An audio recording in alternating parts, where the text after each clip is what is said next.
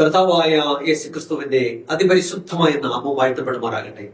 Good Samaritan ministries അവതരിപ്പിക്കുന്ന വിസ്മയ സന്ദേശത്തിന്റെ എല്ലാ മാന്യ പ്രേക്ഷകർക്കും വേഗഭരിതവനായ കർത്താവായ യേശുക്രിസ്തുവിന്റെ നാമത്തിലുള്ള സ്നേഹവന്ദനം. കർത്താവിൽ പ്രിയമുള്ളവരെ, ഒരു പുതിയ ദിവസത്തിന്റെ പ്രഭാതത്തിലേക്ക് കർത്താവ് നമ്മെ കൂട്ടിക്കൊണ്ടുവന്നിരിക്കുന്നു. ദൈവത്തിന്റെ മാറ്റമില്ലാത്ത തിരുവചനവുമായിട്ട് നമ്മുടെ പുതിയ ദിവസം നമുക്ക് ആരംഭിക്കാം. ഈ ദിവസങ്ങളിൽ നാം ചിന്തിച്ചുകൊണ്ടിരിക്കുന്ന വിഷയം എന്താണ്? വീണ് കിടക്കുന്ന അടിസ്ഥാനങ്ങൾ. കഴിഞ്ഞ 96 എപ്പിസോഡുകളായി നാം ഈ വിഷയം തുടർച്ചയായിട്ട് ചിന്തിക്കുകയായിരുന്നു. ഇന്ന് അതിന്റെ 97ാമത്തെ എപ്പിസോഡിലേക്കാണ് കടന്നു വന്നിരിക്കുന്നത്. കഴിഞ്ഞ 2 എപ്പിസോഡുകളിൽ നമ്മൾ എന്താ ചിന്തിച്ചത്? ദൈവം മാറാത്തവൻ, ദൈവവചനം മാറാത്തത്. പിന്നീട് നമ്മൾ ചിന്തിച്ചു ഒരു വിശുദ്ധ ദിവസം, ദൈവം തന്നിരിക്കുന്ന വിശുദ്ധ ദിവസം ഏതാണ്? ഇന്നത്തെ എപ്പിസോഡില് നാം ചിന്തിക്കുന്നത് ദൈവം തന്നിരിക്കുന്ന വിശുദ്ധ ദിവസം ആഴ്ചവട്ടത്തിന്റെ 7ാം ദിവസമായ ശനിയാഴ്ചയായ വിശുദ്ധ ശബദാണെന്ന് തിരുവചനം പറയുമ്പോൾ അതനുസരിക്കാതിരിക്കുവാൻ ആളുകൾ ധാരാളം ന്യായവാദങ്ങൾ പറയാറുണ്ട്. അതിൽ ഒരു ന്യായവാദം ഇപ്രകാരമാണ്. അപ്പോസ്തലന്മാരുടെ പ്രവൃത്തികൾ 20ാം അധ്യായം 7ാമത്തെ വാക്യത്തിൽ വായിക്കുന്നു, ആഴ്ചവട്ടത്തിന്റെ 1ാം ദിവസത്തിൽ ഞങ്ങൾ അപ്പം നുറുക്കുവാൻ കൂടി വന്നപ്പോൾ. അപ്പൊ ഈ വാക്യത്തിന്റെ അടിസ്ഥാനത്തിൽ നാം ദൈവത്തെ ആരാധിക്കേണ്ടത് ആഴ്ചവട്ടത്തിന്റെ 1ാം ദിവസമായ ഞായറാഴ്ചയാണെന്ന് പഠിപ്പിക്കുന്നവർ ധാരാളം ഇന്നത്തെ ലോകത്തിലുണ്ട്. നമുക്ക് സാറിനോട് തന്നെ ചോദിക്കാം, എന്താണ് അതിനുള്ള മറുപടി? തിരുവചനത്തിന്റെ അടിസ്ഥാനത്തിൽ കഴിഞ്ഞ പ്രാവശ്യം നമ്മൾ കഴിഞ്ഞ എപ്പിസോഡിൽ ചിന്തിച്ചത് എന്താണ്? പുതിയ നിയമത്തിൽ ശബ്ദമുണ്ടോ? ഉണ്ട് എന്നാണ് അല്ലെ? ചില ആളുകൾ പറയുന്നു ഇല്ല എന്ന് പറയുന്നു അല്ലെ? ഇല്ലാതിരിക്കാൻ കാരണമില്ല. കാര്യം ദൈവം സൃഷ്ടിച്ചതാണെങ്കിൽ സൃഷ്ടി മാറിക്കൂടാ. സൃഷ്ടി എല്ലാം ഇപ്പോഴും ഉണ്ട്. അതുകൊണ്ട് ശബ്ദം ഇപ്പൊ തന്നെ ആ ദിവസം തന്നെ കാണുമെന്നുള്ള ചിന്തിച്ചു. പിന്നെ കർത്താവായ യേശുക്രിസ്തുവിൻ ശബ്ദം കാണുന്നു. പൗലോസ് അപ്പോസ്തലൻ ശബ്ദം അനുസരിച്ചു എന്ന് കാണുന്നു. ഇനിയും ഒരു കാര്യം തെളിവായിട്ട് വായിക്കാം. അപ്പോസ്തലൻ പ്രവൃത്തികൾ 15ാം അധ്യായത്തിന്റെ 19ാമത്തെ വാക്യം മുതൽ 19-20 വായിക്കാം. അപ്പോസ്തലന്മാരുടെ പ്രവൃത്തികൾ 15ാം അധ്യായം 19-20 വാക്യങ്ങൾ. ആകയാൽ ജാതികളിൽ നിന്ന് ദൈവത്തിങ്കലേക്ക് തിരിയുന്നവരെ നാം അസഹ്യപ്പെടുത്താതെ അവർ വിഗ്രഹമാലിന്യങ്ങൾ, പരസംഗം, ശ്വാസം മുട്ടിച്ചെത്തത്, രക്തം എന്നിവ വർദ്ധിച്ചിരിപ്പാൻ നാം അവർക്ക് എഴുതേണമെന്ന് ഞാൻ അഭിപ്രായപ്പെടുന്നു. അടുത്ത വാക്യം, മോശയുടെ ന്യായപ്രമാണം ശബദ തോറും പള്ളികളിൽ വായിച്ചു വരുന്നതിനാൽ പൂർവകാലം മുതൽ പട്ടണം തോറും അത് പ്രസംഗിക്കുന്നവർ ഉണ്ടല്ലോ. അതന്നെ. ഇതിന്റെ പശ്ചാത്തലം എന്താണെന്ന് അറിയാമോ? ജാതികളിൽ നിന്ന് ക്രിസ്ത്യാനികളാവുന്നവർ എന്തൊക്കെ അനുസരിച്ച് ജീവിക്കണമെന്നൊരു തർക്കമുണ്ടായി. തർക്കത്തെ പറ്റി ചർച്ച ചെയ്യാനായിട്ട് അപ്പോസ്തലന്മാരെല്ലാരും കൂടി വന്നു. അവസാനം യാക്കോബ് പറയാ, എന്റെ വാക്ക് കേൾക്ക് എന്ന് പറഞ്ഞിട്ട് പറയാണ്, നാം എടുത്തിരിക്കുന്ന ഈ തീരുമാനം ജാതികളെ എഴുതി അറിയിക്കണം. എന്നിട്ട് അവര് അവിടെ പറയുകയാണ്, ഇത് വായിക്കുന്ന ആർക്ക് വേണ്ടിയിട്ടുള്ള ആ സന്ദേശം? ജാതികൾക്ക് വേണ്ടിയുള്ളതാണ് അല്ലെ? ആരാ അറിയേണ്ടത്? ഇത് ജാതികളാണ് അറിയേണ്ടത് അല്ലെ? ജാതികൾ അറിയേണ്ട സന്ദേശം എഴുതി അറിയിക്കുമ്പം ജാതികൾ കൂടി വരുന്നിടത്ത് വേണമല്ലോ ഇത് വായിച്ചു കേൾപ്പിക്കാൻ. എപ്പോഴാ വായിക്കുന്നത്? അവിടെ വായിക്കുന്നത് ശബദ തോറും പള്ളികളിൽ വായിച്ചു വരുന്നതിനാൽ. അപ്പൊ അവർക്കുള്ള സന്ദേശമാണെന്ന് ശബ്ദ തോറും ജാതികൾ എപ്പം വന്നിരിക്കണം? ജാതികൾ ശബ്ദത്തിലാകാതിരിക്കാൻ അതുകൊണ്ടായിരിക്കണമല്ലോ അവിടെ വായിക്കുന്നത് അല്ലേ? ഇനി നമ്മൾ തിരിച്ച് 13ാം അധ്യായത്തിലേക്ക് പോകുന്നില്ല. നേരത്തെ നമ്മൾ കഴിഞ്ഞ എപ്പിസോഡിൽ വായിച്ചു അല്ലേ? ഇസ്രായേൽ പുരുഷന്മാരും ജാതികളുമായും ഡോലെ കേൾക്കുക എന്നാണ് പറഞ്ഞിരിക്കുന്നത്. അവിടെ ആരൊക്കെ ഉണ്ട്? 2 കൂട്ടർ. ഇവിടെ നാം കാണുന്നത് എന്താണ്? ഈ അപ്പോസ്തലന്മാരുടെ തീരുമാനം എന്താണെന്ന് ജാതികൾക്ക് എഴുതി അറിയിക്കാന്ന് പറഞ്ഞിട്ട് എഴുത്തെഴുതാണ്. എന്നിട്ട് പറയുന്നു, ഇത് ശബദത്തോറും വായിക്കുന്നവരുണ്ടല്ലോ, അവർ കേട്ടോളൂ. തെളിവെന്താണ്? ജാതികൾ ശബദിൽ ആരാധനയ്ക്ക് കൂടി വന്നിരുന്നു എന്നുള്ളതാണ് അതിന്റെ തെളിവെന്ന് പറയുന്നത്. നമുക്ക് ഒരു വാക്യം കൂടെ വായിക്കാം.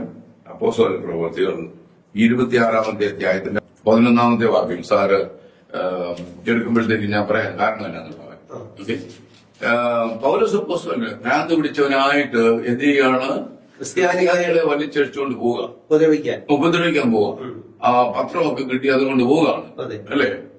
26-ാമത്തെ അധ്യായത്തിന്റെ 11-ാമത്തെ വാക്യം വായിച്ചു. ഞാൻ എല്ലാ പള്ളികളിലും എന്ന് പറഞ്ഞാല് പള്ളി എന്നുള്ളതിന് എന്തോ സിനഗോഗ് സിനഗോഗിൽ എപ്പോഴായിരുന്നു ആരാധന? ശനിയാഴ്ച അല്ലേ? ശബദില ഞായറാഴ്ചയായിരുന്നു അല്ല. അപ്പോഴ് പൗലോസ് അപ്പോസ്തലൻ ക്രിസ്ത്യാനികളെ നോക്കി പോകുന്നു സിനഗോഗുകളിൽ പള്ളികളിൽ. അപ്പം ജാതികളെപ്പം ആരാധനയ്ക്ക് വന്നിരുന്നു? ശബദിൽ ആരാധിച്ചു. പുതിയ നിയമത്തിൽ ശബ്ദമുണ്ടോ? ഉണ്ട്. കർത്താവിനുണ്ട്, പൗലോസ് അപ്പോസ്തലനുണ്ട്. സിനഗോഗുകളിൽ അവര് വന്നിരുന്നു ശബ്ദത്തോറും എന്ന് പല ഭാഗങ്ങളിൽ കിടക്കുമ്പോഴേ ഞാൻ ഈ കഴിഞ്ഞിടയ്ക്ക് കേട്ടു. അത് പുതിയ നിയമത്തിൽ ശബ്ദമില്ല. ഇത് ഇവിടെ ലൈറ്റ് ഉണ്ടല്ലേ, ഈ ലൈറ്റ് ഇത്രയും ഉള്ളപ്പോഴും നമുക്ക് അന്ധത വരുന്ന നിലയിൽ എന്തോ ചെയ്യണം. ലൈറ്റ് ഓഫ് ചെയ്യേണ്ട കാര്യമില്ല. ലൈറ്റ് അങ്ങനെ ഇരുന്നോട്ടെ, കണ്ണം കടച്ചാൽ മതി. നമുക്ക് സ്വയമായിട്ട് ഇരുള് സൃഷ്ടിക്കാം. അതാ ചെയ്യുന്ന കാര്യം. ഇതിനകത്ത് കിടപ്പുണ്ടോ? ഉണ്ട്. അതന്നെ. അവര് കണ്ണു തുറന്നാൽ മതി, കാണാൻ സാധിക്കും. കൊടുത്തിട്ട് 20-ാം അധ്യായത്തിന്റെ 7-ാമത്തെ ഞങ്ങൾ അപ്പം നുറുക്കുവാൻ കൂടി നിന്നപ്പോൾ. അപ്പം നുറുക്കുക എന്ന് പറഞ്ഞാൽ എന്നാ? അപ്പം നുറുക്കുക എന്ന് പറഞ്ഞാൽ ഉടനെ നമ്മുടെ നിഗമനം എന്താണ്? തിരുവത്താഴമെന്നാണ്. തിരുവത്താഴത്തിന് മാത്രമാണോ? അല്ല. ഓക്കെ. മാത്രമല്ല പറയുന്നത്. ആഹാരം കഴിക്കുന്നതിനും എന്ത് പറഞ്ഞിരുന്നു? അപ്പം നുറുക്കുക എന്ന് പറഞ്ഞിരുന്നു. ഉദാഹരണം വേദപുസ്തകത്തിൽ നിന്ന് വേണം അല്ലെ? ഞാന് വേദപുസ്തകം നമ്മൾ എടുത്തു വായിക്കണ്ട, അല്ലാതെ ഒരു കാര്യം പറയാം. കർത്താവായ യേശു ക്രിസ്തു 2 പേരെ കണ്ടുമുട്ടി, എമ്മാവുസിലേക്ക് പോകുന്ന 2 പേരെ അല്ലേ? പറയുമ്പോ അറിയാമല്ലോ, അതുകൊണ്ട് എടുത്ത് വായിക്കണം. 2 പേരെ കൊടുക്കും. അപ്പം കർത്താവ് മുന്നോട്ട് പോകുന്നതായിട്ട് ഭാവിച്ചു. അവര് പറഞ്ഞു സന്ധ്യയാകുന്നല്ലോ, രാപാർത്തുവാന്ന് പറഞ്ഞു. അപ്പൊ അവിടെ ചെന്നു. അവര് എന്തെടുത്തു? ഭക്ഷണം കഴിക്കാൻ ഇരുന്നപ്പോൾ കർത്താവ് അപ്പം എടുത്ത് വാഴ്ത്തി നുറുക്കി അവർ കൊടുത്തു. അപ്പോൾ എടുത്ത് വാഴ്ത്തി നുറുക്കി അല്ലേ? അപ്പം ആഹാരം കഴിക്കുന്നതിനും അപ്പം നുറുക്കുക എന്ന് പറയും അല്ലെ? ഇനി മറ്റൊരു ഭാഗം നമുക്ക് വേദപുസ്തകത്തിൽ 5 അപ്പം കൊണ്ട് 5000 പേരെ പോഷിപ്പിച്ചപ്പോഴും അവിടെ പറയുന്നത്, ഈ കർത്താവിന്റെയിലേക്ക് ബാലകന്റെ അപ്പം എടുത്തപ്പോൾ അവിടുന്ന് അപ്പം എടുത്ത് സ്തോത്രം ചൊല്ലി നുറുക്കി അവർ ശിഷ്യന്മാരുടെ പക്കല് ശിഷ്യന്മാർ ജനത്തിന് കൊടുത്തു. അവിടെ അപ്പം എടുത്ത് വാഴ്ത്തി നുറുക്കുന്നുണ്ട്. അപ്പൊ അപ്പം നുറുക്കാന്ന് പറഞ്ഞാൽ തിരുവത്താഴമെന്ന് അർത്ഥം ആയിക്കോണമെന്ന് ഇല്ല. ഇനി നമുക്ക് വായിക്കാം അപ്പോസ്തല പ്രവൃത്തികള് 27-ാമത്തെ അധ്യായത്തിന്റെ 33 മുതൽ 38 വരെയുള്ള വാക്യങ്ങൾ വായിക്കും. ഉസ്മാന പ്രവൃത്തികൾ 27-ാം അധ്യായം. നേരം വെളുക്കാറായപ്പോൾ പൗലോസ് എല്ലാവരോടും ഭക്ഷണം കഴിക്കേണ്ടതിന് അപേക്ഷിച്ചു. ഇതിന്റെ പശ്ചാത്തലം എന്തുവാ? അവർ കപ്പൽ യാത്ര കപ്പൽ ഛേദത്തിൽ അങ്ങോട്ട് പോയി. അവിടെ 14 ദിവസം അവരൊന്നും സൂര്യനെ പോലും കാണാതെ വലിയ പ്രയാസം അല്ലേ? അപ്പം അത് കഴിഞ്ഞ ഉടനെ പൗലോസ് പറയുന്ന കാര്യമാണ്. നേരം വെളുക്കാറായപ്പോൾ പൗലോസ് എല്ലാവരോടും ഭക്ഷണം കഴിപ്പാൻ അപേക്ഷിച്ചു. നിങ്ങൾ ഒന്നും ഭക്ഷിക്കാതെ കാത്തുകൊണ്ട് പട്ടിണി കിടക്കുന്നത് ഇന്ന് 14-ാം ദിവസം ആകുന്നുവല്ലോ. അതുകൊണ്ട് ആഹാരം കഴിക്കണമെന്ന് ഞാൻ നിങ്ങളോട് ആഹാരം അപേക്ഷിക്കുന്നു. അത് നിങ്ങളുടെ രക്ഷയ്ക്കുള്ളതല്ലോ. നിങ്ങളിൽ ഒരുത്തന്റെയും തലയിലെ ഒരു രോമം പോലും നഷ്ടമാകുകയില്ല നിശ്ചയമെന്ന് പറഞ്ഞു. ഇങ്ങനെ പറഞ്ഞിട്ട് അപ്പമെടുത്ത് എല്ലാവരെയും കാണുക, ദൈവത്തെ വാഴ്ത്തിയിട്ട് നുറുക്കി തിന്നു തുടങ്ങി. അപ്പോൾ എല്ലാവരും ധൈര്യപ്പെട്ട് ഭക്ഷണം കഴിച്ചു. തിരുവതാഴമല്ല. ഇനി നമുക്കൊരു കാര്യം ചെയ്യാം. അപ്പോസ്തല പ്രവൃത്തികളില് 20-ാം അധ്യായത്തിലേക്ക് ഒന്ന് മടങ്ങി പോകാം. മടങ്ങി പോയിട്ട് അവിടെ എന്തോ കാര്യം സംഭവിച്ചതെന്ന് നോക്കാം. 7 മുതൽ വായിക്കാം. ആഴ്ചവട്ടത്തിന്റെ 1-ാം ദിവസത്തിൽ ഞങ്ങൾ അപ്പം നുറുക്കുവാൻ കൂടി വന്നപ്പോൾ എന്ന് പറയുന്നത് എന്താണെന്നുള്ള കാര്യം അടുത്ത വാക്ക് വായിക്കും അറിയാം. അതെ. പൗലോസ് പിറ്റേന്നാൾ പുറപ്പെടുവാൻ ഭാവിച്ചതുകൊണ്ട്. എന്തുകൊണ്ട്? പിറ്റേന്നാൾ പുറപ്പെടുവാൻ ഭാവിച്ചതുകൊണ്ട്. തിരുവനന്തപുരത്തിനാണോ? അല്ല. വായിച്ചോ. അവരോട് സംഭാഷിച്ച് 11 വരെയും പ്രസംഗം നീട്ടി. എപ്പോഴാ കൂടി വന്നപ്പം? രാത്രിയില്ല. ഇങ്ങോട്ട് വായിച്ചു. ഞങ്ങൾ കൂടിയിരുന്ന മാളികയിൽ വളരെ വിളക്കുണ്ടായിരുന്നു. ആരാധന എപ്പോഴാണെന്നറിയാം? ആരാധന സാറിന് രാത്രിയിലല്ല. വേദപുസ്തകത്തിൽ ഉടനീളം ഉൽപ്പത്തി പോലെ ഇങ്ങോട്ട് നോക്കിയാല് ഏർലി ഇൻ ദ മോർണിംഗ് കാണുന്നത് അല്ലേ? രാവിലെയാണ് ആരാധന. ഇന്നും അങ്ങനെ അന്നും അങ്ങനെയാണ്. പക്ഷെ ഇത് രാത്രിയില്ല. കൂടി വന്ന എന്തിനാ? പൗലോസ് പിറ്റേന്നാൾ പുറപ്പെടുവാൻ ഭാവിച്ചതുകൊണ്ട്. അപ്പൊ യാത്രയപ്പിന്റെ ഒരു ലക്ഷണം അവിടെ രാത്രിയിൽ യാത്രയാക്കാൻ പിറ്റേന്നാൾ പുറപ്പെടുവാൻ ഭാവിച്ചതുകൊണ്ട് അല്ലേ? വായിച്ചോളൂ. അവിടെ യൂത്തിക്കോസ് എന്ന പേരുള്ള ഒരു യൗവനക്കാരൻ കിളിവാതിൽക്കൽ ഇരുന്നു ഗാഠനിദ്ര പിടിച്ചു. പൗലോസ് വളരെ നേരം സംഭാഷിക്കാൻ നിദ്രാവശനായി 3-ാം തട്ടിൽ നിന്ന് താഴെ വീണു. അവനെ മരിച്ചവനായി എടുത്തുകൊണ്ട് വന്നു. പൗലോസ് ഇറങ്ങിച്ചെന്ന് അവന്റെ മേൽ വീണ് തഴുകി, ഭ്രമിക്കേണ്ട, അവന്റെ പ്രാണൻ അവനിൽ ഉണ്ട് എന്ന് പറഞ്ഞു. പിന്നെ അവൻ കയറി ചെന്ന് സൂക്ഷിച്ചോണം. ആര് കയറിക്കുന്നു? പൗലോസ് താഴെ ഇറങ്ങി വന്നു. അവന്റെ പ്രാണന് അവര് തന്നെയുണ്ട്, പ്രയാസപ്പെടണ്ട എന്ന് പറഞ്ഞിട്ട് തിരിച്ചു പിന്നെയും കയറി ചെന്നു. അപ്പം മുറുക്കി തിന്നു. പുലരുവോളം സംഭാഷിച്ച് പുറപ്പെട്ടു പോയി. അപ്പം ആർക്കെങ്കിലും കൊടുത്തു? ഇല്ല. അപ്പം തിരുവത്താഴം കഴിക്കുന്ന ശുശ്രൂഷയാണെങ്കിൽ ശുശ്രൂഷകൻ എന്ത് ചെയ്യുന്നു? അപ്പം നുറുക്കി കൊടുക്കണം. കർത്താവായ യേശുക്രിസ്തു അപ്പം നുറുക്കി കൊടുത്തു. ശിഷ്യന്മാർ കൊടുത്തു. പൗലോസ് അതിനെപ്പറ്റി പറയുന്നത് എവിടെയാണ്? 1 കൊരിന്ത്യർ 11-ാം അധ്യായത്തിൽ പറയുന്നു, അപ്പം കർത്താവായ യേശുക്രിസ്തുവിനെ കാണിച്ചു കൊടുത്ത രാത്രിയിൽ അവിടുന്ന് അപ്പം എടുത്ത് സ്തോത്രം ചൊല്ലി നുറുക്കി, ഇത് നിങ്ങൾക്ക് വേണ്ടിയുള്ള ശരീരം, എന്റെ ഓർമ്മയ്ക്കായി ചെയ്യുകയെന്ന് പറഞ്ഞു. ഇവിടെ അത്രയും നേരം വായിച്ചപ്പോൾ മറ്റൊരു കാര്യം കൂടെ കാണുന്നുണ്ട്. അപ്പം തിന്നു, ആർക്കും കൊടുത്തില്ല. പൗലോസ് അപ്പം എടുത്ത് വാഴ്ത്തിയോ? ഇല്ല. പ്രാർത്ഥനയില്ല. ഇല്ല. അല്ലേ? പിന്നെ ഒരു കാര്യം നോക്കാം. ഇവിടെ വീഞ്ഞുണ്ടോ? അവിടെ വീഞ്ഞിനെ കുറിച്ചൊന്നും പറയുന്നില്ല.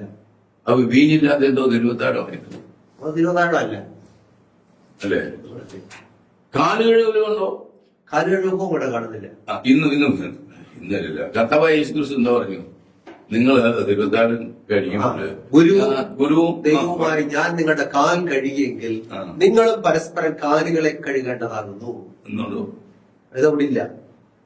ഇവിടെയും ഇല്ല. തിരുവത്താഴത്തിനുള്ള പ്രധാനപ്പെട്ട ലക്ഷണങ്ങളൊന്നും ഇവിടെ ഇല്ല. അപ്പൊ അതുകൊണ്ട് തിരുവത്താഴം അല്ല. അപ്പൊ അപ്പം വാഴ്ത്തുന്നില്ല, അവിടെ വീഞ്ഞ് കാണുന്നില്ല. ഇത് അപ്പം നുറുക്കി ജനങ്ങൾക്ക് കൊടുക്കുകയല്ല, ബോണസ് തന്നെ തിന്നുകയാണ്. ഇങ്ങനെയുള്ള ധാരാളം കാര്യങ്ങൾ നമ്മൾ മനസ്സിലാക്കുമ്പോൾ തിരുവത്താഴം അല്ല. തിരുവത്താഴത്തിന്റെ അകത്തൊരു വിഷ്ണുവും ഇല്ല. അല്ലെന്നുള്ള കാര്യം ഇപ്പം വേറൊരു വസ്തു കൊണ്ട് പിന്നെ വീണ്ടും തെളിയിക്കാൻ പോകാം. 20-ാമത്തെ അധ്യായത്തിന്റെ 20-ാമത്തെ അധ്യായത്തിലാണോ? അപ്പോസ്തലരുടെ പ്രവൃത്തി 20-ആണോ? അതിന്റെ 36 മുതൽ 38 വരെ അവിടെ വായിക്കുന്നത് ഇങ്ങനെ പറഞ്ഞിട്ട് അവൻ മുട്ടുകുത്തി. അവരെല്ലാവരും കൂടെ പ്രാർത്ഥിച്ചു. എല്ലാവരും വളരെ കരഞ്ഞു. ഇനിമേൽ അവന്റെ മുഖം കാണുകയില്ല എന്ന് പറഞ്ഞ വാക്കിനാൽ അവർ ഏറ്റവും ദുഃഖിച്ചു. പൗലോസിന്റെ കഴുത്തിൽ കെട്ടിപ്പിടിച്ച് അവനെ ചുംബിച്ച് കപ്പലോളം അവനോടുകൂടെ വന്ന് അവനെ യാത്രയച്ചു. ഈ യാത്രയയപ്പിനെ എന്താണെന്നറിയാമോ? വേറൊരു കാര്യമുണ്ട്. ഈ വീട് പണിയാനായിട്ട് പോയി ഒരാള്, അയാൾ എന്തോ ചെയ്യുന്നറിയാമോ? ആദ്യം മേൽക്കൂരയൊക്കെ ഉണ്ടാക്കി, പിന്നെ മേൽക്കൂര താങ്ങി നിർത്താൻ ഭിത്തി ഉണ്ടാക്കി, അടിസ്ഥാനം ഉണ്ടാക്കി, അത് ഒലിക്കുക. മനസ്സിലായോ സാറേ? ആദ്യം മേൽക്കൂര ഉണ്ടാക്കി, ഇതിനെ താങ്ങി നിർത്താൻ ഭിത്തിയും വേണം, അടിസ്ഥാനം, പിന്നെ അത് ഉണ്ടാക്കുന്നത് എന്ന് പറഞ്ഞാൽ ഇതുപോലെ അയ്യോ ഉണ്ടാക്കുന്നത് ഇത് ഉണ്ടാക്കുന്നത്. മനസ്സിലായില്ലേ? എന്താണ് തിയോളജി ഉണ്ടാക്കുക? എന്തിനാണ്? ആദ്യം ഞായറാഴ്ച വിശുദ്ധമാണ്, ആരാധന ദിവസമാണെന്ന് സ്ഥാപിച്ചിട്ട് ഇതിനെ പിന്നെ താങ്ങി നിർത്താനായിട്ട് ഇങ്ങനെ പിറക്കം പായാണ് അല്ലേ? അത് തന്നെ. അതുകൊണ്ട് അവിടെ കാണുന്നത് തിരുവത്താഴ ശുശ്രൂഷ അല്ല, അതിന് ഉതകുന്നതുമില്ല അല്ലേ? ഇനി 1 കൊരിന്ത്യർ 16-ന്റെ 1-2 വായിക്കാം. അപ്പോസ്തലനായ പൗലോസ് കൊരിന്ത്യർക്ക് എഴുതിയ 1-ാം ലേഖനം തന്റെ 16-ാം അധ്യായം 1-2 വാക്കുകൾ. വിശുദ്ധന്മാർക്ക് വേണ്ടിയുള്ള ധർമ്മശേഖരത്തിന്റെ കാര്യത്തിലോ ഞാൻ ഗലാത്യ സഭകളോട് ആജ്ഞാപിച്ചതുപോലെ നിങ്ങൾ ചെയ്യുവിൻ. ഞാൻ വന്നശേഷം മാത്രം ശേഖരം ഉണ്ടാകാതിരിക്കേണ്ടതിന് ആഴ്ചവട്ടത്തിൽ 1-ാം നാൾ തോറും എന്ന് പറയുമ്പോ അപ്പോഴത്തേക്ക് എന്നാണെന്നറിയാം, ഫൗണ്ടേഷൻ വായിച്ചു. നിങ്ങളിൽ ഓരോരുത്തൻ തനിക്ക് കഴിവുള്ളത് ചരതിച്ച് പള്ളി കൊണ്ട് വെച്ച് തന്റെ പകൽ വെച്ചുകൊള്ളണം. തന്റെ പക്കൽ എന്ന് പറഞ്ഞ ഇവിടെ തന്റെ സ്വന്തം വീട്ടില്. പള്ളിയിലുണ്ടോ? പള്ളിയിലില്ല.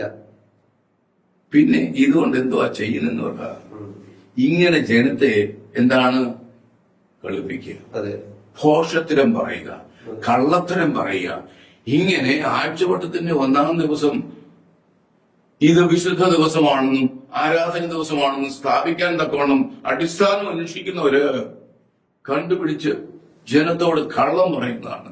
ജനമേ, ഇത് നിങ്ങൾ വിശ്വസിക്കരുതേ, ജനം വിശ്വസിക്കരുത്, ഇത് കള്ളന്മാരുടെ കൂട്ടമാണ്. ഇത് ഉൽപ്പത്തിയില് തുടങ്ങിയ പരിപാടിയാണ്. ആദ്യ സാറ് 1-ാം എപ്പിസോഡിൽ പറഞ്ഞല്ലോ, ആദമനോട് ദൈവം പറഞ്ഞു തിരുനാൾ നിങ്ങൾ ഭരിക്കും, എന്നാൽ സാത്താ പറഞ്ഞു നിങ്ങൾ ഭരിക്കുന്നില്ല എന്ന് പറഞ്ഞതുപോലെ ദൈവം പറയുന്നതിന്റെ നേരെ വിപരീതമായ ഉപദേശം ഇന്ന് ലോകത്തിൽ നടക്കുന്നു. അതുകൊണ്ടാണല്ലോ ഏതെങ്കിലും തോട്ടത്തിൽ ദൈവം നിങ്ങളോട് വല്ല വൃക്ഷത്തിന്റെയും ഫലം തിന്നരുതെന്ന് കൽപ്പിച്ചിട്ടുണ്ടോ എന്ന് ചോദിക്കുക. എന്തിനാ ഈ ചോദിക്കുന്നത്? ഇത് ചോദിക്കുന്നതിനൊരു കാര്യമുണ്ട്. ഈ ചോദിച്ചത് സംശയം ഉണ്ടാക്കുക, ഇവിടെ കൊണ്ട് പറയപ്പിച്ചിട്ട് പിന്നെ അതങ്ങോട്ട് ഒരു തിരി കൊടുക്കുക, തിരിച്ചു വെക്കുക. ആരുടെ പദ്ധതിയായത്? ശത്രുവിന്റെ പദ്ധതിയാണ്. ജനമേ, ഇത് വിശ്വസിക്കരുതേ. ഈ സത്യവേദോത്സവത്തിനകത്ത് ഒരൊറ്റ കാര്യം മാത്രമേ ഉള്ളൂ ആരാധനയ്ക്കായിട്ട് ദൈവം സൃഷ്ടിച്ചത്. ഏതാണ്? ഉൽപ്പത്തിയിൽ സൃഷ്ടിച്ച ശബദം. അല്ലാതെ വേറൊന്നുമില്ല. ശബദം ഇല്ലെന്ന് പറഞ്ഞാല് ഇല്ലാതാകത്തില്ല. ഉണ്ടാക്കിയ കാര്യം ഉണ്ടായിരിക്കണം. നമുക്ക് ഒരു കാര്യങ്ങൾ വായിക്കാം. എന്താണെന്നറിയാമോ? ഇത് എന്താ നമ്മൾ നോക്കിപ്പോന്നെ? വിശുദ്ധ ദിവസത്തെ ഞായറാഴ്ച വിശുദ്ധ, ശനിയാഴ്ച മാറിപ്പോയി, ശബ്ദം മാറിപ്പോയി. പിന്നെ എന്താ വന്നു? ഞായറാഴ്ച വിശുദ്ധ ദിവസം ആരാധന ദിവസമാണെന്ന് സ്ഥാപിക്കാൻ തക്കണം അടിസ്ഥാനം അന്വേഷിക്കുന്ന കൂട്ടത്തിലാണ് അല്ലേ? കൊലോസ്യർക്ക് എഴുതില്ല. 2-ാം അധ്യായത്തിന്റെ 14-ാം വാക്യം മുതല് വായിച്ചോളൂ. അപ്പോസ്തലനായ കൊലോസ്യർക്ക് എഴുതിയ ലേഖനം. ഇത് എന്താണെന്നറിയാമോ? ലോകമെമ്പാടും പ്രസംഗിച്ച് കേട്ടിട്ടുള്ളത്, ഇപ്പോഴും പ്രസംഗിക്കുന്നതും ഇനി ലോകം അവസാനിക്കുന്നവരെ പ്രസംഗിക്കാൻ പോകുന്നതുമായ ഒരു വാക്യമാണിത്. കൊലോസ്യർ 2:14 അതിക്രമങ്ങളൊക്കെയും നമ്മോട് ക്ഷമിച്ച ചട്ടങ്ങളാൽ നമുക്ക് വിരോധവും പ്രതികൂലവുമായിരുന്ന കൈയെഴുത്ത് മായിച്ച് ക്രൂശിൽ തറച്ച് ക്രൂശിൽ തറച്ചു, കൈയെഴുത്ത് ക്രൂശിൽ തറച്ചു, നടുവിൽ നിന്ന് നീക്കിക്കളഞ്ഞു. പിന്നെ ഈ വാക്യത്തിന്റെ അടിസ്ഥാനത്തിൽ പറയുന്നത് ദൈവത്തിന്റെ 10 കൽപ്പനയിലാണല്ലോ വിശുദ്ധ ശബദം അനുസരിക്കണമെന്ന് പറഞ്ഞിരിക്കുന്നത്. ഇത് ദൈവം സ്വന്തം വിരലുകൊണ്ട് എഴുതിത്തന്ന കൽപ്പനയാണല്ലോ. അതൊരു വിദ്വാൻ എന്താ പറഞ്ഞെന്നറിയാം? ദൈവം കൈകൊണ്ട് എഴുതിയ ഒരു കാര്യം മാത്രമേ ഉള്ളൂ. എന്താണ്? 10 കൽപ്പന തന്റെ സ്വന്തം വിരലുകൊണ്ട് എഴുതി എന്ന് പറയുന്നു. അപ്പൊ കൈയെഴുത്ത് എന്ന് പറയുമ്പോ എന്താണ്? 10 കൽപ്പനയാണെന്ന് സാർ പറയാമെന്ന് പറഞ്ഞു. ഞാൻ പറയാൻ വന്നത് ഇത് ദൈവം സ്വന്തം വിരലുകൊണ്ട് എഴുതിയ കൽപ്പനയാണ്. അതുകൊണ്ട് ആ കൈയെഴുത്ത് ദൈവം അങ്ങ് മായ്ച്ചു കളഞ്ഞു. ദൈവം എഴുതിയ ദൈവം മായ്ച്ചു കളഞ്ഞു. അയ്യോ, ഇത് തെറ്റായി പോയി. അതുകൊണ്ട് നമ്മൾ ശബദം അനുസരിക്കേണ്ട എന്നാ പറയുന്നത് ഈ വാക്യത്തിന്റെ അടിസ്ഥാനത്തിൽ.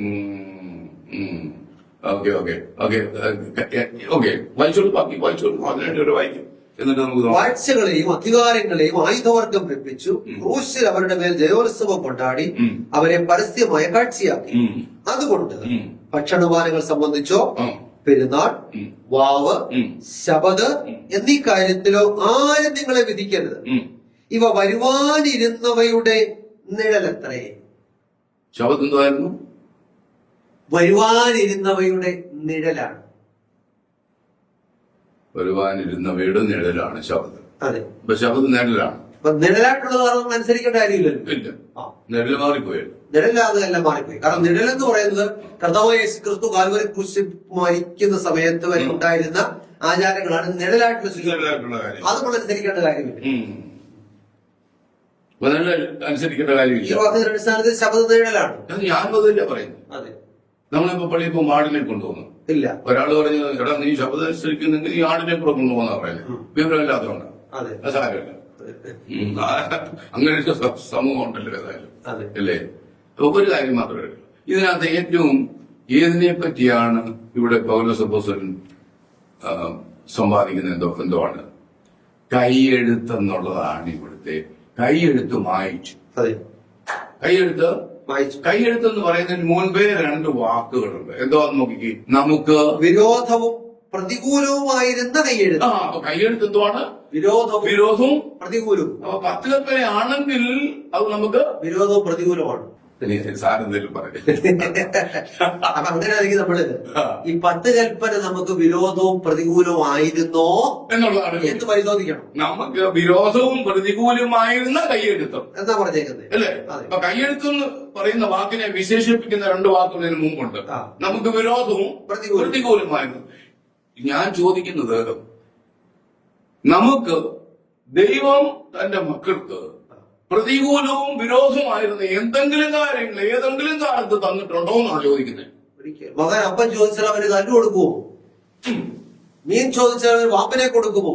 എന്നാൽ ദൈവം അങ്ങനെ ദോഷികളായ നിങ്ങളുടെ മക്കൾക്ക് നല്ല ദാനങ്ങളെ കൊടുക്കാൻ അറിയുന്നുവെങ്കിൽ സ്വർഗസ്ഥനായ നിങ്ങളുടെ പിതാവ് തന്നോട് യാചിക്കുന്നവർക്ക് നന്മ എത്രയധികം കൊടുക്കും. അപ്പൊ ദൈവം ദോഷമായിട്ടുള്ളതൊന്നും നമുക്ക് തരത്തില്ല. പക്ഷെ ഇവിടെ പറഞ്ഞ കൈയെഴുത്ത് നമുക്ക് പ്രതികൂലം ആയിരുന്നില്ലേ? അത് കൈയെഴുത്ത്. അപ്പൊ കൈയെഴുത്ത് 10 കൽപ്പനയാണെങ്കിലോ? കൈയെഴുത്ത് 10 കൽപ്പനയാണെങ്കിൽ അത് വിരോധവും പ്രതികൂലമാണെന്നാണ് എഴുതിയേക്കുന്നത്. എന്ന് പറഞ്ഞാൽ ഞാനല്ലാതെ എന്റെ ദൈവം നിങ്ങൾക്ക് ഉണ്ടാകരുത്. പ്രതികൂലമായി അത് വിരോധമായി വിരോധം പ്രതികൂലമാണോ? അല്ലല്ലോ. അല്ല. അതുകൊണ്ട് അതല്ല. ഇനി നമുക്ക് സമയം ചുരുക്കമായതുകൊണ്ട് ഇതിന്റെ കാര്യത്തിലേക്ക് വരാം. അല്ലെങ്കിൽ ഓരോ കൽപ്പന പരിശോധിച്ചാലും അതിനകത്ത് വിരോധവും പ്രതികൂലമായിട്ട് ഒന്നുമില്ല. ശബ്ദം മാത്രമാണല്ലോ. ശബ്ദ വിരോധം പ്രതികൂലമാണെന്നാ നാട്ടുകാർ പറയുന്നത്. പത്രോസ് എന്ത് പറയുന്നു? പത്രോസ് പറയുന്നത് അവൻ നമ്മുടെ പാവങ്ങളെ ചുമന്നുകൊണ്ട് ക്രൂശിൽ കയറി. എന്താ കൽപ്പന ചുമന്നുകൊണ്ട് പോയെന്നാണ് പറയുന്നത്. ഏன்னா വേദപുസ്തകം എഴുതിയിരിക്കുന്നത് വായിക്കാതെ മനസ്സിലാക്കുക. നമുക്ക് പ്രതികൂലവും വിരോധവുമായിരുന്ന കൈയെഴുത്ത് എന്ന് പറയുന്നത് നമ്മുടെ പാപത്തിന്റെ രേഖയാണ്. കർത്താവായ യേശുക്രിസ്തു മരിച്ചപ്പോഴ് നമ്മുടെ പാപങ്ങളെ ചുമന്നുകൊണ്ട് ക്രൂശിൽ കയറി. അല്ലാതെ 10 കൽപ്പനയുമല്ല, ഒരു പ്രമാണവുമല്ല. ഇനി സമയം ചുരുക്കമായതുകൊണ്ട് അതിന്റെ അവസാനത്തിൽ എന്ന് പറയുന്നു നിഴൽ എത്ര എന്ന് പറയുന്നത്. അതിനകത്തൊന്നും ഒരു കാര്യം എടുക്കാം, നമ്മുടെ വിഷയമായതുകൊണ്ട്. അപ്പൊ ശബ്ദം നിഴലാണെന്നാണ് ഇന്ന് ആളുകൾ പഠിപ്പിക്കുന്നത്. അപ്പൊ അത് നിഴലാണോ അല്ലയോ നമ്മൾ സ്ഥാപിക്കണം. ഞാൻ പറയുന്നത് ശബ്ദ നിഴലല്ല. എങ്ങനെ സ്ഥാപിക്കാം? സാറ് ഇവിടെ നോക്ക്. ഇത് പാപത്തിന്റെ ഉത്ഭവം എന്നിരിക്കട്ടെ കേട്ടോ. ഇവിടെ പാപത്തിന് മുൻപ്, ഇവിടെ പാപത്തിന് ശേഷം. എപ്പോഴാണ് നിഴൽ ഉദിക്കുന്നത്? പാപത്തിന് മുൻപോ പിൻപോ? പാപത്തിന് ശേഷം. പാപത്തിന് മുൻപ് നിഴലിന്റെ ആവശ്യമുണ്ടോ? ഇല്ല. അപ്പൊ പാപം ഉത്ഭവിച്ചതിന് ശേഷമാണ് നിഴലായിട്ടുള്ള ശുശ്രൂഷകളുടെ ആവശ്യം വന്നത്. യാഗം. അതെ, കർത്താവായ യേശുക്രിസ്തുവിന്റെ കാൽവറി ക്രൂശോടുകൂടി നീങ്ങിപ്പോകേണ്ടിയിരുന്ന ഒരു കൂട്ടം ശുശ്രൂഷകൾ, നിഴലായിട്ടുള്ള ശുശ്രൂഷകൾ ഉത്ഭവിച്ചത് മനുഷ്യൻ പാപം ചെയ്തതിന് ശേഷമാണ്. അപ്പൊ പാപത്തിന് മുമ്പ് നിഴലില്ല. അങ്ങനെയാണെങ്കിൽ ആഴ്ചവട്ടത്തിന്റെ 7-ാം ദിവസമാകുന്ന ശബ്ദം പാപത്തിന് മുമ്പാണല്ലോ. അത് പിന്നെ എങ്ങനെയാണ് നിഴലാകുന്നതെന്നാണ് ഞാൻ ചോദിച്ചത്. അതെ, ശരിയായ ഉത്തരമാണ്. കാരണം ഈ ആഴ്ചവട്ടത്തിന്റെ 7-ാം ദിവസമാകുന്ന ശനിയാഴ്ചയാകുന്ന വിശുദ്ധ ദിവസത്തെ ദൈവം മനുഷ്യവർഗത്തിന് കൊടുത്തത് മനുഷ്യൻ പാപം ചെയ്യുന്നതിന് മുമ്പ് ആദ്യത്തെ ആഴ്ചവട്ടത്തിലാണ്. അന്ന് നിഴലില്ല. അങ്ങനെയാണെങ്കിൽ ആ ശബ്ദം എന്തല്ല? ആഴ്ചവട്ടത്തിൽ 7-ാം ദിവസമായ ശബ്ദം നിഴലല്ല.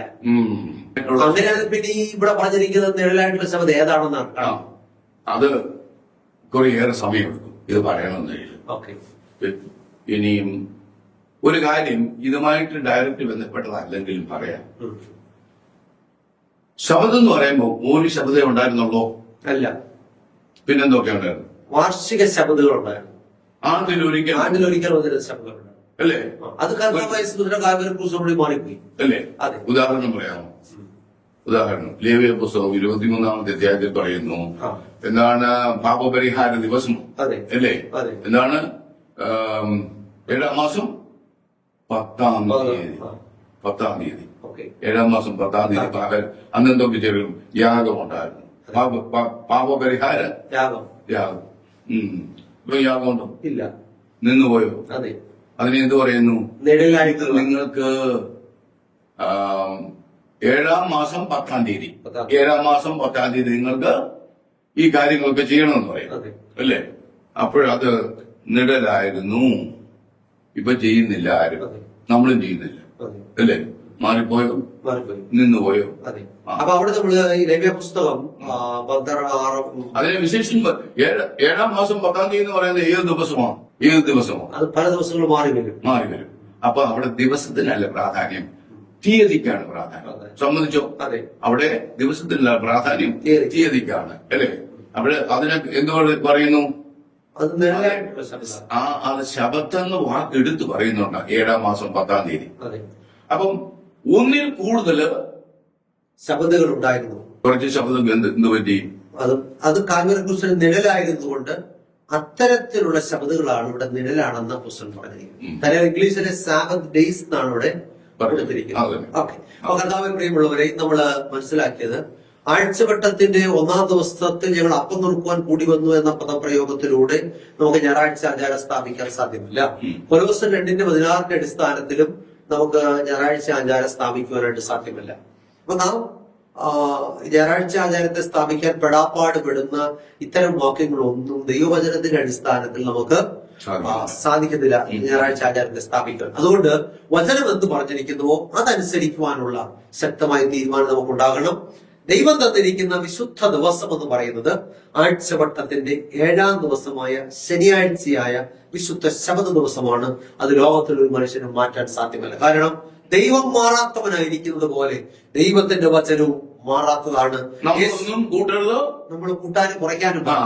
യേശുക്രിസ്തു ഇന്നലെയും ഇന്നും എന്നേക്കും അനന്യൻ തന്നെ. ഇന്നലെ പറഞ്ഞതിനെ മാറ്റി പറയുവാൻ നമ്മുടെ ദൈവം മനുഷ്യനല്ല. ദൈവത്തിന് സ്തോത്രം. അതുകൊണ്ട് ആ ദൈവത്തിൽ വിശ്വസിക്കുവാൻ, ദൈവവചനത്തിനനുസരിച്ച് ജീവിപ്പാൻ നല്ല തീരുമാനമെടുക്കാം. ഞാൻ പ്രാർത്ഥിക്കാനായിട്ട് പോവുകയാണ്. നമ്മുടെ പ്രാർത്ഥനാ വിഷയങ്ങളോട് ചേർന്ന് പ്രാർത്ഥിക്കുക, കണ്ണുകളടയ്ക്കാൻ പ്രാർത്ഥിക്കാം. അടിയങ്ങളെ ആഴമായി സ്നേഹിക്കുന്ന ഞങ്ങളുടെ വാഴ്ത്തപ്പെട്ട ദൈവമേ, സ്വർഗ്ഗസ്ഥ പിതാവേ, നല്ല ദിവസത്തിന്റെ പ്രഭാതത്തിനായിട്ട് സ്തോത്രം. ഇന്ന് കേൾപ്പിച്ച മാറ്റമില്ലാത്ത തിരുവചനത്തിനായിട്ട് സ്തോത്രം. ദൈവം സ്ഥാപിച്ചിരിക്കുന്ന വിശുദ്ധ ദിവസത്തെ ആമേൻ ഇല്ലാതാക്കുവാൻ പിശാച് മനുഷ്യനിലൂടെ അനേക ദുരുപദേശങ്ങളെ ലോകത്തിൽ പടർത്തിക്കൊണ്ടിരിക്കുമ്പോൾ ദൈവവചനത്തിന്റെ സത്യ ഉപദേശം അനുസരിച്ച് ജീവിച്ച് കർത്താവിന്റെ നല്ല സാക്ഷികളായി അവിടുത്തെ എതിരേൽക്കുന്നവരുടെ കൂട്ടത്തിൽ നിങ്ങൾ കാണപ്പെടുവാൻ കർത്താവ് സഹായിക്കണമേ. വചനം കേട്ട എല്ലാ പ്രിയപ്പെട്ടവരെ കർത്താവ് അനുഗ്രഹിക്കണമേ. കഷ്ടതയിലും രോഗങ്ങളിലും ഭാരങ്ങളിലും വേദനകളിലും ഒക്കെ ഇരിക്കുന്ന പ്രിയപ്പെട്ടവർക്ക് അവിടുന്ന് ആശ്വാസം നൽകണമേ. കേട്ട വചനം അടിയങ്ങൾക്ക് ശിക്ഷാവിധിക്ക് കാരണമാകാതെ അടിയങ്ങളെല്ലാവരും നിത്യജീവൻ അവകാശികളായി തീരുവാൻ കർത്താവ് സഹായിക്കണമേ. യേശു ക്രിസ്തുവിന്റെ തനിമുള്ള നാമത്തിൽ തണ്ടി യാചിക്കുന്നു. അടിയങ്ങളുടെ പ്രാർത്ഥന കേൾക്കണം നല്ല പിതാവേ. കർത്താവിൽ പ്രിയമുള്ളവരെ, ദയവായി കർത്താവ് നമ്മെ സഹായിക്കട്ടെ. എല്ലാ ഞായറാഴ്ചയും രാവിലെ 6:30 ജീവന്റെ ചാനലിലുള്ള ഈ സംപ്രേഷണം നിങ്ങൾ കാണുക, കേൾക്കുക, മറ്റുള്ളവർ പറയുക. യൂട്യൂബിലും കാണാം. ജോയ്മോൻ മത്തായി എന്ന് ടൈപ്പ് ചെയ്താൽ നമുക്ക് ദൈവത്തിന്റെ മാറ്റമില്ലാത്ത തിരുവചനം ഉള്ളതുപോലെ ഗ്രഹിച്ച് നമ്മുടെ നിത്യജീവൻ നമ്മളെല്ലാവരും അവകാശികളായി തീരുവാൻ കർത്താവ് സഹായിക്കട്ടെ. എല്ലാവർക്കും നല്ലൊരു ദിവസം ആശംസിക്കുന്നു. ദൈവമായ കർത്താവ് നമ്മെ സഹായിക്കുമാറാകട്ടെ. ആമേൻ. ദൈവത്തിന് മഹത്വമുണ്ടാകട്ടെ. പാസ്റ്റർ ജോയ്മോൻ മത്തായി എഴുതിയ വിശുദ്ധ ദിവസം എന്ന പുസ്തകം നിങ്ങളെ പരിചയപ്പെടുത്തുന്നു. എന്തുകൊണ്ടാണ് ദൈവം മനുഷ്യന് ഒരു വിശുദ്ധ ദിവസത്തെ നൽകിയത്? വിശുദ്ധ ദിവസത്തെ നാം എങ്ങനെ മനസ്സിലാക്കണം? ശരിക്കും ദൈവം തന്ന വിശുദ്ധ ദിവസത്തിലാണോ നാം ദൈവത്തെ ആരാധിക്കുന്നത്? വ്യവസ്ഥ തെറ്റിച്ചുള്ള ആരാധനയിൽ ദൈവം പ്രസാദിക്കാമോ? വിശുദ്ധ ദിവസത്തിന്റെ കാര്യത്തിൽ ചരിത്രത്തിൽ സംഭവിക്കുന്ന ഏറ്റവും വലിയ ചതിവെന്താണ്? വിശുദ്ധ ദിവസവും ന്യായവിധിയും തമ്മിലുള്ള ബന്ധമെന്താണ്? തുടങ്ങി വിശുദ്ധ ദിവസത്തെ സംബന്ധിച്ച് നിങ്ങൾ അറിഞ്ഞിരിക്കേണ്ട ധാരാളം അറിവുകൾ കോർത്തിണക്കിയ പുസ്തകം. 272 പേജുകളുള്ള ഈ പുസ്തകത്തിന് പോസ്റ്റേജ് ഉൾപ്പെടെ നിങ്ങൾ നൽകേണ്ട വില 75 രൂപയാണ്. പുസ്തകം VPP ആയി നിങ്ങളുടെ വീട്ടിൽ ലഭിക്കാൻ താല്പര്യമുള്ളവർ പിൻകോഡ് സഹിതം അഡ്രസ് SMS ചെയ്യുകയോ വിളിച്ചു പറയുകയോ ചെയ്യുക. നമ്പർ 9740979977. ശ്രീ പേരകത്ത് ചെറിയാൻസ്കറിയ എഴുതിയ ഒരു ഉത്തമ ഗ്രന്ഥം ഞങ്ങൾ അവതരിപ്പിക്കുന്നു. ഇത് തിരുവചന സത്യം. ക്രൈസ്തവ ലോകത്ത് പരക്കെ പ്രചരിക്കുന്ന അബദ്ധ ഉപദേശങ്ങളും സംശയങ്ങളും വചന അടിസ്ഥാനത്തിൽ ദൂരീകരിക്കുന്ന ഒരു ഗ്രന്ഥമാണിത്. ദൈവത്തിന്റെ അരുളപ്പാടുകൾ സാർവത്രികമാണെന്നും അത് നിത്യമാണെന്നും ലളിതമായും യുക്തിഭദ്രമായും അവതരിപ്പിക്കുന്ന ഈ ഗ്രന്ഥത്തിന് 130 രൂപയാണ് വില. എന്നാൽ ഞങ്ങളിത് തികച്ചും സൗജന്യമായി നിങ്ങൾക്ക് അയച്ചു തരുന്നു. നിങ്ങളുടെ പൂർണ്ണമായ മേൽവിലാസം ഇനി പറയുന്ന നമ്പറിൽ SMS ചെയ്യുക. നമ്പർ 9847906636. പ്രവചന ശബ്ദം ക്രൈസ്തവ കുടുംബ മാസിക.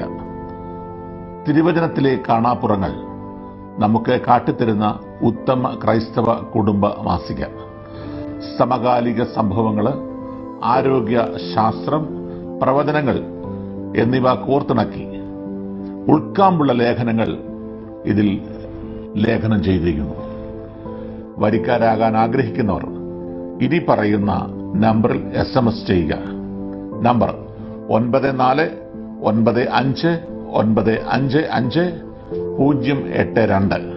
വാർഷിക വരിസംഖ്യ വെറും 150 രൂപ മാത്രം.